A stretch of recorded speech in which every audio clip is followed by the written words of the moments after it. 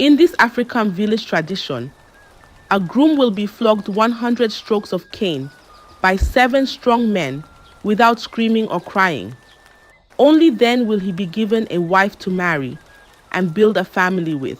Once upon a time in the village of Okun, there lived a man named Buka. Buka was strong and kind, and everyone in the village knew him.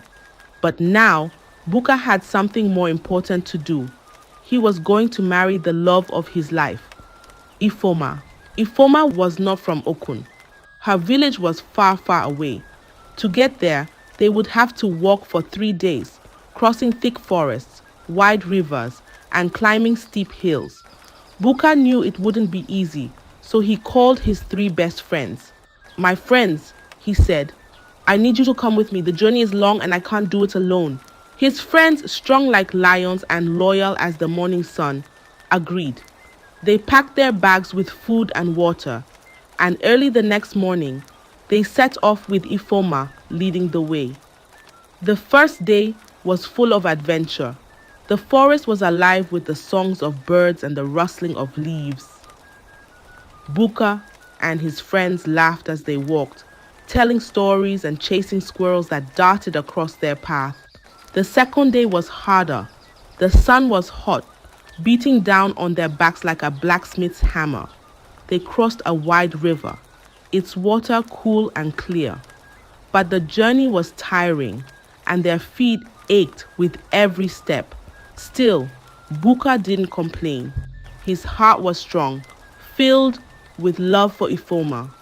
By the third day, their journey was almost over. The air grew cooler, and the land became flat. "We're close," Ifoma said, her voice soft but full of hope. Finally, just as the sun began to set, they saw it. Ifoma's village. It sat on a hill, surrounded by tall trees that swayed in the evening breeze. Buka and his friends felt a rush of excitement. They had made it. Tired but happy, they walked into the village, ready for what lay ahead. Little did they know, the real test was just about to begin. As Buka and his friends stepped into Ifoma's village, they were met with a sight that made their hearts swell. Drums beat loudly, their rhythm shaking the ground beneath their feet. Villagers dressed in bright, flowing clothes danced in circles, their feet stamping joyfully on the earth. Children ran around laughing and clapping, while the women carried bowls of steaming food and pots of fresh palm wine. "Welcome, welcome," the villagers shouted, their voices rising like the morning birds. They surrounded Buka and his friends, cheering and singing songs of celebration. "You are honored guests." Buka and his friends exchanged amazed glances. They hadn't expected such a royal welcome. They were treated like kings, their dusty feet forgotten, as they were led to a large hut filled with food and drink. "Eat, drink, and rest," said Ifoma's father, his voice deep and full of warmth. "Tomorrow, we celebrate the union of our daughter and her brave husband." But as Buka and his friends began to relax, something strange happened. Out of the corner of his eye, one of Buka's friends saw it, a long, shiny snake slithering across the floor. He froze, his hand instinctively reaching for a stick lying nearby. "Snake," he whispered, his voice sharp. The others looked and saw it too. Another snake slithered near the doorway, its scales catching the light. Then another appeared, curling lazily around a wooden pole. Buka's friend gripped the stick tightly, raising it high to strike. But before he could swing, the villagers screamed, "No! Stop!" The sound was so loud it felt like thunder. The music stopped and the dancers froze. Ifoma's father rushed forward, his hands outstretched. "Put down the stick," he commanded. You must not harm them." Confused and frightened, Buka's friend lowered the stick. "Why?" he asked, his voice shaking. "They're snakes." "These are not just snakes," Ifoma's father said, his voice calm but firm. They are our ancestors. We worship them.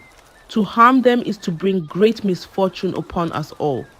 Buka and his friends stood still, their hearts pounding like the village drums. Ancestors, snakes, they couldn't believe their ears. But they could bite us, one of Buka's friends whispered, his eyes wide with fear. They will not harm you, Ifoma's father assured them. As long as your heart is pure and your hands do not seek to harm, they will pass you by. The villagers nodded in agreement, their faces serious. Slowly, the music resumed, and the villagers returned to their celebration. But for Buka and his friends, the joy of the moment had dimmed. That night, as they sat in the hut, the snakes moved freely around the village, slithering in and out of houses like silent shadows. Buka and his friends could only watch, their unease growing with every passing moment. They had been welcomed like kings, but now they felt like strangers in a land of mysteries. The sun rose bright and golden, lighting up the village of Ifoma. The air was filled with the sweet smell of roasted yams and fresh palm wine. Today was the big day. Buka was going to marry Ifoma. Buka woke up early, his heart thumping with excitement. He dressed in his finest clothes, a flowing white robe with intricate patterns that shimmered in the sunlight. His friends, still tired from the sleepless night, helped him get ready. "You look like a true groom," one of them said, trying to smile despite the lingering fear of the snakes. The village gathered for the wedding. Drums beat loudly, and villagers danced with joy. Ifoma stepped out dressed like a queen. Her head was adorned with beads, and her gown sparkled like the stars. Buka's heart swelled with love as he watched her walk gracefully toward him. The ceremony began with songs and blessings. The villagers clapped and cheered, their voices rising in celebration. For a moment, everything felt perfect. But just as Buka thought he was about to seal his union with Ifoma, her father stood up, raising his hand for silence. "The time has come for the marriage rite," he announced. Buka smiled, thinking it was just another blessing. But Ifoma's father's next words hit him like a thunderclap. "In our village, when a man from outside wishes to marry our daughter, he must be flogged by 7 men, and he must not cry, not even once." The crowd murmured in agreement, their faces serious. Buka's smile disappeared. "What?" he asked, his voice low, almost a whisper. "It is our tradition," Ifoma's father said firmly. "To prove you are strong enough to protect our daughter, you must endure the flogging without a sound." Buka's friends gasped. One of them grabbed his arm. "This is madness," he said. "Buka, let's leave now. Marriage is not by force." Buka stood frozen, his mind racing. The joyous celebration now felt like a trap. He looked at Ifoma, her eyes pleading. She hadn't told him about this rite. "Buka, please," his friend begged. "Let's go home." But Buka shook his head. His love for Ifoma burned brighter than his fear. "I love her," he said firmly. "If this is what it takes to marry her, then I will endure it." The crowd cheered as Buka stepped forward. The 7 men, tall and strong, each holding a long cane, lined up in front of him. Buka's friends watched in horror, their hearts heavy. "If you cry out," Ifoma's father warned, "we will start again." The first man stepped forward, his face stern. Without hesitation, he swung the cane. Whack! The sound echoed through the village, sharp and piercing. Buka's body jerked, but he didn't make a sound. His teeth were clenched, his eyes squeezed shut. The second man swung. Whack! The pain shot through Buka like fire, but still, he stood firm. Then came the third and the fourth. Each stroke was worse than the last. It felt as though his back was being torn apart. Sweat poured down his face. His legs trembled, but he refused to cry. The villagers cheered louder. their drums beating in rhythm with the strokes. They danced and sang as if celebrating his pain. Buka's friends stood to the side, their faces pale, their hearts heavy. But Buka didn't respond. His mind was focused on enduring, on proving his love for Ifoma. Would he endure the rest of the flogging without a sound? Or would the pain break him? The test had only just begun. Then came the fifth man. His cane was thicker, and when it landed on Buka's back, the pain was unbearable. Buka gasped, his knees buckling slightly, but he held on. The sixth stroke landed, and this time Buka couldn't hold it in. A scream burst from his lips, raw and filled with pain. Everything stopped. The music, the cheering, the dancing, all went silent. The 7 men stepped back, their canes lowered. Ifoma's father stepped forward, his face serious. "He has cried out," he said, his voice loud and clear. "The canes must be replaced, and the flogging will start again." Buka's heart sank. His friends rushed to him, their hands on his shoulders. "Buka, enough," one of them said, his voice desperate. "You've proven your love. Let's go home." But Buka shook his head, his face set with determination. "No," he said through gritted teeth, "I won't give up." The villagers brought out new canes, even longer and sharper than the first. The 7 men prepared to begin again, their faces unchanging.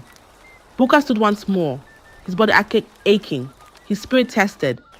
He knew the next round would be even harder, but his love for Ifoma was stronger than the pain. He would endure it, no matter what. Buka's heart pounded like the village drums. His back burned, his legs wobbled, and his mind screamed for him to flee. But as he looked at Ifoma, standing with tears in her eyes, he knew he couldn't leave. His love for her was a fire that no pain could extinguish. The 7 men raised their new canes and the flogging began again. Whack! The first stroke landed. Buka clenched his jaw, his fists tight as stones. He didn't move. Whack! The second stroke followed quickly, then the third. Each lash felt like 1,000 needles stabbing into his skin, but Buka stood firm, his eyes focused on the ground. His friends watched in silence, their faces etched with worry. They wanted to pull him away, to stop this madness, but they knew Buka's heart was set. The strokes kept coming. 4th, 5th, 6th. The villagers cheered louder with each lash, their songs and dances growing wilder. "He's strong," they shouted. "He's worthy." By the time the 7th man delivered the final stroke, the canes had split in half, their ends frayed from the force. Buka's back was raw, but he hadn't made a sound. Not a single cry escaped his lips. When it was over, the crowd erupted in celebration. They lifted Buka high, chanting his name. "Buka, Buka, the strong one." Ifoma's father stepped forward, a proud smile on his face. "You have proven yourself, Buka," he said. "You are truly a man worthy of my daughter." Buka's heart swelled with relief. He had done it. The pain was behind him, or so he thought. As the celebration continued, Ifoma's father raised his hand again for silence. "There is one more task," he announced. Buka's smile faded. "Another task?" he whispered, his voice barely audible. "Yes," Ifoma's father said. "For the next 7 days, you will serve our family. You will fetch water, chop wood, and do all the household chores. Only then will you be ready to take Ifoma as your wife." Buka's friends groaned in frustration. "This is too much," one of them said, shaking his head. "Buka, we must leave now." But Buka stood tall, his resolve unshaken. "I've come this far," he said, his voice steady. "I won't stop now." The test of love was not over, and Buka knew he had more to prove. The path to marrying Ifoma was filled with trials, but his heart was ready for whatever lay ahead. The morning after the flogging, Buka rose early, his back aching with every movement. The village was already awake, the sounds of roosters crowing and women grinding grains filling the air. Ifoma's father called him over and handed him a large clay pot. "Go to the river and fetch water," he said. "You must fill all the pots in our home." Buka nodded without a word. He lifted the heavy pot onto his shoulder and set off toward the river. His friends followed him, their faces full of anger. "This is too much," one of them said. "First the flogging, and now they've turned you into a servant." "It's slavery," another added, his voice sharp. But Buka shook his head. "It's only 7 days," he said calmly. "I can do this. I love Ifoma." At the river, Buka filled the pot, the cool water soothing his sore back. He carried it back to the house and returned for more, his steps steady despite the weight. By the time all the pots were filled, his arms felt like they would fall off. But the work didn't stop there. Next, Ifoma's mother handed him an axe. "Go and chop wood for the cooking fire," she said. Buka spent the afternoon under the hot sun, splitting logs into smaller pieces. His hands blistered, but he kept going, his determination stronger than the pain. When the wood was chopped, he was given piles of clothes to wash by the stream. Then he was called to the kitchen to help cook the evening meal. The aroma of spices filled the air as Buka stirred large pots, his sweat mixing with the steam rising from the food. Every day was the same. Fetch water, chop wood, wash clothes, cook meals, and clean the house. His friends watched in frustration, their patience wearing thin. "Buka," one of them said on the third day, "this is not our way. No man from our village would accept this." But Buka only smiled. "I didn't come here to follow our ways," he replied. "I came here for Ifoma. 7 days is nothing compared to a lifetime with her." His friends sighed, shaking their heads. They couldn't understand why Buka was putting himself through such hardship, but they stayed by his side, watching as he carried out every task without complaint. By the end of the 7th day, Buka was exhausted, but he felt a sense of pride. He had done everything asked of him, proving not just his love, but his resilience. His friends, though still angry, couldn't help but admire his strength. "You are more stubborn than a goat," one of them said, with a grudging smile. Buka laughed, wiping the sweat from his brow. "Love makes a man do strange things," he said, his eyes sparkling. Little did he know, another challenge awaited him. The journey was far from over. The 7th day came and went, but Ifoma's father didn't call off the tasks. Instead, new chores were added. "There's more water to fetch," he said. "The firewood pile is low again, and the courtyard needs sweeping." Buka's friends couldn't hide their frustration anymore. "This is not what we agreed to," one of them shouted. "You said 7 days, not 7 weeks. Ifoma's father simply shrugged. "In our village, a man proves his worth by his deeds, not his words," he replied. Day after day, the chores continued. Buka fetched water until his shoulders ached. He chopped wood until his hands were raw. He washed endless piles of clothes and swept the dusty courtyard from morning until night. His friends tried to intervene. They argued with the villagers, demanding they let Buka rest. But the villagers only laughed. "He's proving his love," they said. "If he truly wants to marry Ifoma, he must endure." As the weeks turned into a month, Buka's body grew tired, but his spirit remained strong. Each task brought him closer to his goal. He held on to the hope that soon the chores would end, and he could finally marry the woman he loved. But deep down, His friends feared that this village had no end to its trials. At last, the long-awaited day arrived. The village was alive with celebration.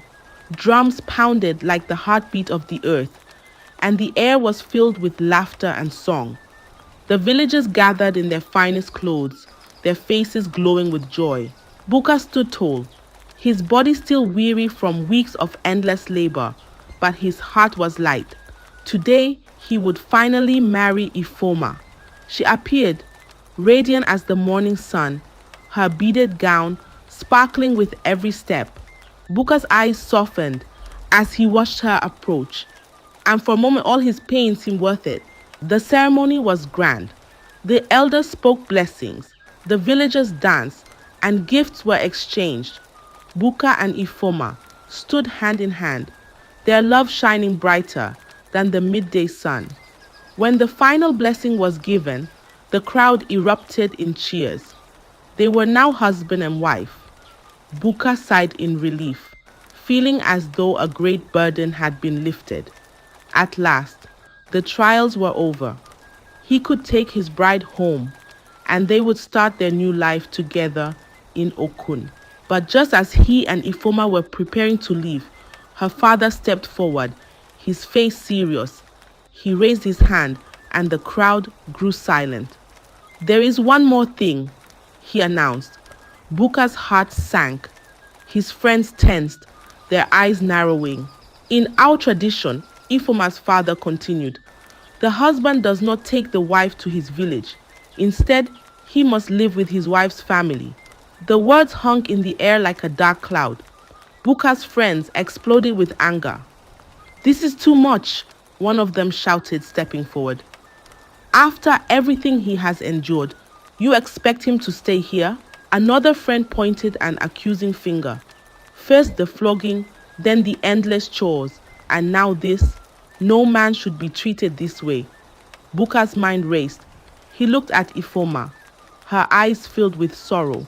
She hadn't warned him about this final tradition, and now he was faced with an impossible choice. His friends grabbed his arm. "We're leaving," one of them said firmly. "Enough is enough. You can't stay here and lose yourself." But Buka hesitated. He loved Ifoma deeply, and the thought of leaving her behind was unbearable. He turned to her father, his voice calm but steady. "If I stay, will we be given a home?" "Yes," her father replied. "A place of your own, within our village." Buka's friends groaned in frustration. "This is a trap," one said. "They'll keep you here forever." Buka was torn. His heart ached with the weight of his decision. His friends were right, but his love for Ifoma was unshakable. Would he sacrifice his freedom to stay with her, or would he walk away from everything they had fought for together? The villagers waited, their eyes on Buka, as the drums slowed to a tense, steady beat. Buka stood in the center of the village, his heart heavier than the sky before a storm. Around him, the villagers waited, their eyes filled with curiosity and expectation. His friends huddled close, whispering urgently. Buka has two choices now: to stay in the village and marry Ifoma there, or live with his friends and never return. If you were the one, what would you do? Will you stay or run away? Let us know in the comment section below. I hope you enjoyed the tale. If so, please like the video, share it with your family and friends, comment on it, and don't forget to subscribe to the channel and turn on the notification bell for more enchanting tales like this one. Goodbye.